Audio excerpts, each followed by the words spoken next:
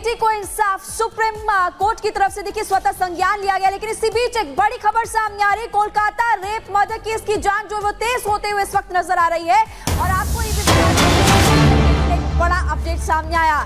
आरोपी का psychological test होगा। सुबह आपको जानकारी दी थी कि साइकोलॉजिकल टेस्ट होता क्या है। आपको ये बता दें कि कोलकाता रेप मर्डर केस की जांच तेज होते हुए नजर आ रही है और अब एक तरफ जहां डॉक्टर्स हड़ताल पर हैं, वहीं दूसरी तरफ आपको लगातार ये भी बता रहे हैं कि साइकोलॉजिकल टेस्ट होगा। आरोपी संजय रॉय की आज भी साइको टेस्ट होगा, जांच होगी और साइकोलॉजिकल टेस्ट में संजय रॉय ने कई राज भी उगले थे। आज भी उम्मीद है कई राज आज भी उगलते हुए वो नजर आने वाला है।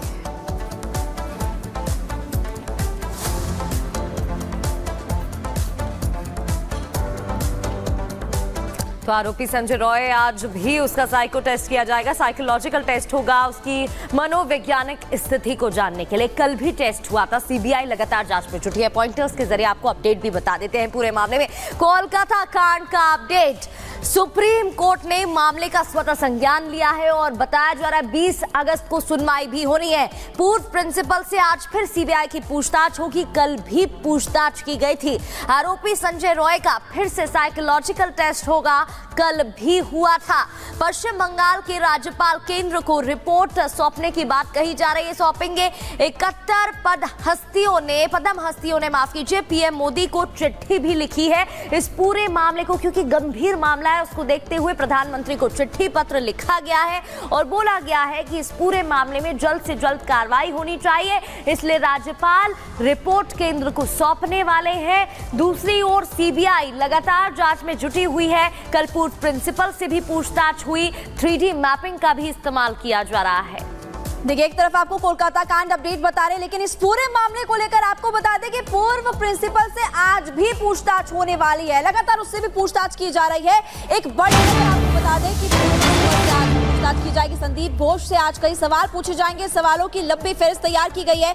संदीप घोष से अब तक 35 घंटे पूछताछ हो चुकी है। कोलकाता केस में आज भी पूर्व प्रिंसिपल से पूछताछ होगी। लगातार चौथे दिन सीबीआई की टीम पूछताछ करते हुए नजर आएगी और अब तक 35 घंटे उससे सवाल पूछे गए हैं और लगातार देखिए कई सवाल पूर्व प्रिंसिपल भी खड़े हुए थे और अब आपको बड़ी खबर बता रहे हैं कि इस केस में पूर्व प्रिंसिपल से पूछताछ होने वाली है। 35 घंटे पूछताछ अब तक हो चुकी है और आज एक बार फिर से संदीप घोष से पूछताछ की जाएगी। देखिए, 16 अगस्त को 12 घंटे, 17 अगस्त को 13 घंटे, 18 अगस्त को 10 घंटे और 19 अगस्त को यानी कि आज एक बार फिर से हम देखेंगे प्रगति पूछताछ होने वाली है। बिल्कुल पूछताछ होगी और इस पर अपडेट के लिए हमारे साथ हमारे सहयोगी जतिन जुड़ गए हैं।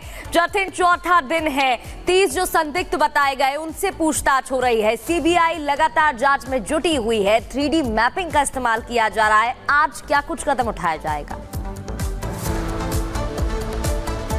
आज बिल्कुल देखिए, संदीप घोष से आज भी पूछताछ की जाएगी। 11 बजे उन्हें तलब होने के लिए बोला गया है। कल देर रात तकरीबन 1 बजे तक पूछताछ की। उसके बाद सीबीआई ने अपनी गाड़ी से संदीप घोष को उनके घर पे छोड़ा है और एक और नोटिस उनके हाथ में दिया कि आप सुबह 11 बजे से पहले सीबीआई दफ्तर में तलब होंगे। तो संदीप घोष अब से कुछ देर बाद सीबीआई दफ्तर पहुंचेंगे। आपको इस पूरे मामले में अपडेट दे दूं कि इससे पहले 35 घंटे 2 दिन में पूछताछ की गई। कल सुबह 10:30 बजे से रात को 1 बजे तक की पूछताछ जो है वो की गई। लगभग 50 घंटे से ज्यादा का समय Sandeep Ghosh CBI investigation join कर चुके हैं। हालांकि सस्पिशियस इस लिहाज से भी है क्योंकि जिस दिन इंसिडेंट हुआ वो प्रिंसिपल थे, उनकी जवाबदेही थी। पुलिस कंप्लेंट क्यों नहीं की? पुलिस इन्वेस्टिगेशन में जो चीजें निकल कर है उसको सीबीआई कन्फ्रंट करा रही है संदीप घोष से। साथ ही जो एलिगेशन उन पर भ्रष्टाचार के सबूतों को नष्ट करने के लगी है उसको लेकर तमाम जो जांच है वो सीबीआई कर रही है। लेकिन सबसे महत्वपूर्ण, संदीप घोष के फोन की जांच सीबीआई ने की है। उनके पास जो 2 फोन थे जो कि पासवर्ड प्रोटेक्टेड थे, उनको सामने बिठाकर ही उनके फोन को अनलॉक कराया गया और उसमें तमाम चीजें जो है सीबीआई की एफएसएल टीम उनके फोन की भी जांच करती नजर आ रही है। सीबीआई का साफ तौर पर कहना है कि ग्राउंड पर उनकी टीम मौजूद है। कल पूरे अस्पताल की एक तरीके से लेजर मैपिंग जो है वो की गई थी ताकि ये पता किया जा सके कि time of event, time of sequence किस तरीके से था। ये भी जानकारी मिल रही है कि मुख्य आरोपी संजय रॉय, उसका आज सेकंड सेशन शुरू होगा। बिल्कुल, सेकंड सेशन शुरू होने वाला है और एक बार फिर से पूछताछ की जाएगी। लगातार हम देख रहे हैं कि सीबीआई एक तरफ इस पूरे मामले को लेकर एक्शन मोड में नजर आ रही है। आज एक बार फिर से पूछताछ पूर्व प्रिंसिपल से होगी। आपका बहुत बहुत शुक्रिया जानकारी देने के लिए। देखिए, इस पूरे मामले को लेकर आपने देखा जहां डॉक्टर्स हड़ताल पर है, जो पीड़ित परिवार है वो सवाल खड़े कर रहा है कि आखिरकार इंसाफ में इतनी देरी क्यों लग रही है। पीड़ित परिवार पुलिस प्रशासन पर भी, वहां का जिला प्रशासन और इसके अलावा जो कॉलेज है, जो हॉस्पिटल है, उसके प्रशासन पर भी सवाल खड़े करते हुए इस वक्त नजर आ रहा है। इस पर आप इस रिपोर्ट को देखिए।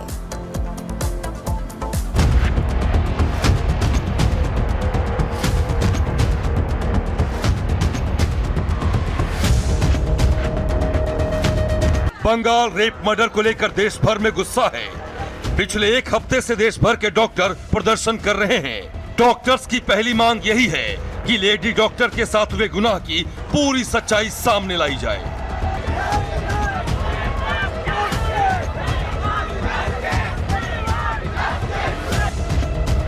हालांकि सच्चाई सामने लाने के लिए सीबीआई की टीम ने अपना पूरा जोर लगा दिया है, लेकिन जिस तरीके से इस केस में पश्चिम बंगाल सरकार और वहां की पुलिस की भूमिका सवालों के घेरे में आई है, कई सवाल अपना जवाब तलाश रहे हैं, जिसके चलते ये केस थोड़ा उलझता जा रहा है। वहीं इंसाफ में हो रही देरी को लेकर पीड़िता के घर वाले भी निराश नजर आ रहे हैं। खासकर बंगाल सरकार, आरजीकर अस्पताल प्रशासन और बंगाल पुलिस की भूमिका को लेकर पीड़िता के घर वालों का असंतोष बढ़ गया है।